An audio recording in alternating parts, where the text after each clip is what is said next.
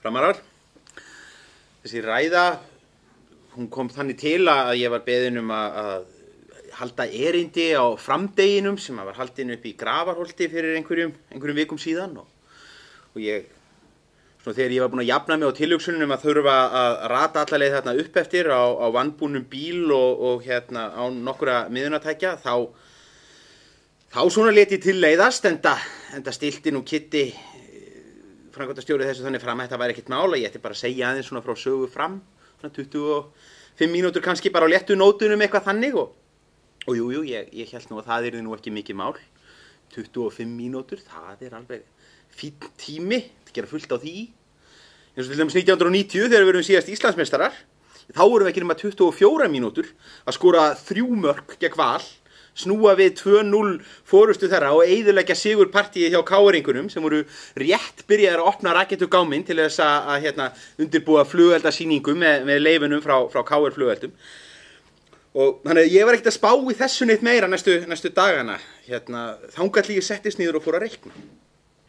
Í þessi tími, það hljóma kannski mikið, en þetta ekki nema 1500 sekúndur. Og Fram, 102 ára, stofnað þetta vorið 1908 og það þýðir að ég hef 14,7 sekúndur til að segja frá hverju einasta ári í sögu félagsins, hvort sem það hlaupár eða ekki. Og bara núna þessi inngangur, hann búinn að vera í einhverja 1,5 mínútu, sem þýðir að þá eru 6 ár farin og verður bara ekkert hægt að tala um þau. Og það þýðir að 1946, 1947, 1948, 1949, 1950 og 1951 eru bara búin.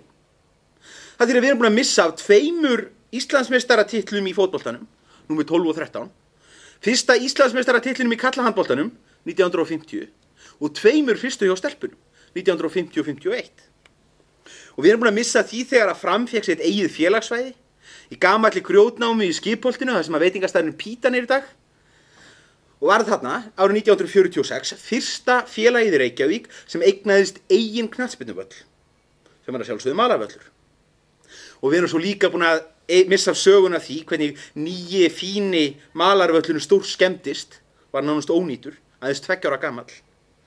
Þetta gerðist þannig að Hvalfjörðurinn fylltist óvænt af síld og allur íslenski síldarflotinn stímdi í Faxaflóann, mokaði upp silfri hafsins sumarið 1948.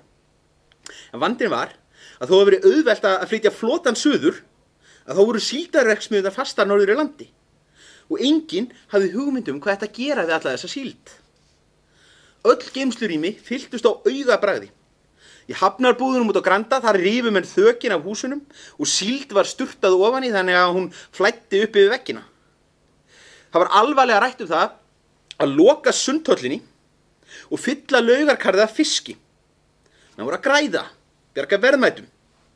Og að lokum að þá var ákveðið að breyta glænýja framsvæðinu í Síldarfjall.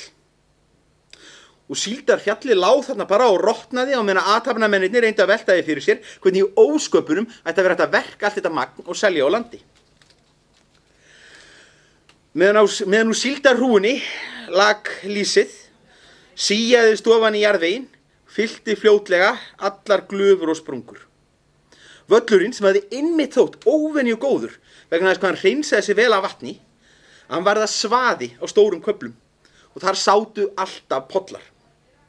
Og til að bæta svo gráan og svart að þá gekk ekkert að selja megnið af þessari síld sem að úldnaði bara óseld á einhverjum bryggjum söður í Evrópu. En svo við lítum nú aðeins á björtu hliðarnar að þá náðum en að draga einhvern lærdóm af þessu.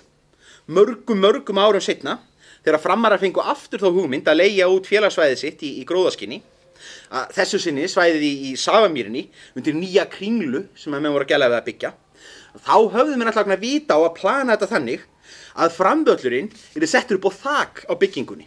Yrði þarna á 3. hæð, voðalega fínt. En ég jafn viss um það, ef það hefði ekki verið fyrir mengunarslýsi 1948, að þá hefðu Sveinn Andri frændi minn og félagar örugglega samið af sér og komið þannig fyrir að Fram myndi leika í bílakjallaranum. En við erum svo búin að missa þessu alls saman. Bara vegna þess að ég var að eyða svo löngum tíma í byrjuninni, ég hlakka yfir því hvað KR-ingarnir eru spældir 1990 að missa titlinum. Nema hvað, við missum líka því þegar að Framarar möluðu Ajax Mér er eiginlega aldrei synd, sko, því það er mjög skemmtileg saga. Hún sjaldan rifjuð upp. Og þannig að það er spurningum að tróða henni inn, þó hún sé reyndar aðeins lengri en 14,7 sekúndur. Jójó, látum hann að flakka. Fyrst smá forsaga. Í bikararskápum Fram, að þá eru rosalega margir flottir verðlaunagripir og alls konar gjafir sem að Fram hefur fengið frá andstæðingum sínum í gegnum tíðina.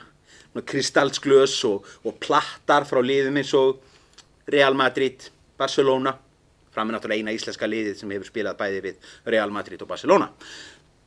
Og þannig eru stóreflis krukkur og allar gerðir af bikurum. En uppáhaldið mitt, það er horn. Reyndar horn sem ég hef ekki séð þetta alltaf tíma. En þetta er sem sagt glæsilegt lítið drykkjarhorn á dýrindis fæti og hét stóru nafni. Íslands hornið. Og þetta er arfleið frá fyrstu árum íslenska boltans. Því að þá átti hvert lið sitt mót og réði hvað það gerði við það. Við til dæmis, við Framarar, við áttum Íslandsmótið. Framarar stofnuðu einfaldlega Íslandsmótið árið 1912. Söfnuðu pening, keyptu bikar, sömdu reglur, buðu öðrum að vera með, leigðu melavöllin, seldu inn á leikina og hirtu allan gróðan sjálfir. Og ef einhver með derring vildi spila á öðrum tíma eða eitthvað, þá kann það bara verið úti. Það var okkar mót. Ég á þetta, ég má þetta. Eins og góðum maður sagði einhvern tímann. Aldrei svona eins og strákurinn á leikvellinum sem á boltan fer með hann heim ef hann fær ekki víti. Og mér finnst reyndar persónulega að við ættum að vera duglegri að nota einmitt þetta. Við eigum Íslandsmótið. Þetta er skrásett vörumerki okkar. Og við eigum þess ekki að þurfa að þola það einhverju leiðinda gaurar og labbakútar sem er stæla í okkar móti. Eins og þetta árið þegar Skagamennirnir unnu og voru með Guðjón Þórðarsson sem þjálfara. Mann sem hafði bitið einn okkar bestu svona, Einar Kárason á tróðfullu Hótel Íslandi í einhverju lokahófinu. Við áttum ekki að þola það. Við áttum bara að segja, ok, Akranes má alveg vera Íslandsmeistari, ekki þessi ykkur. Hann verður bara að vera úti. Annars tökum við bara titilinn okkar aftur og þá er engin Íslandsmeistari í ár. Bara já þetta, ég má þetta.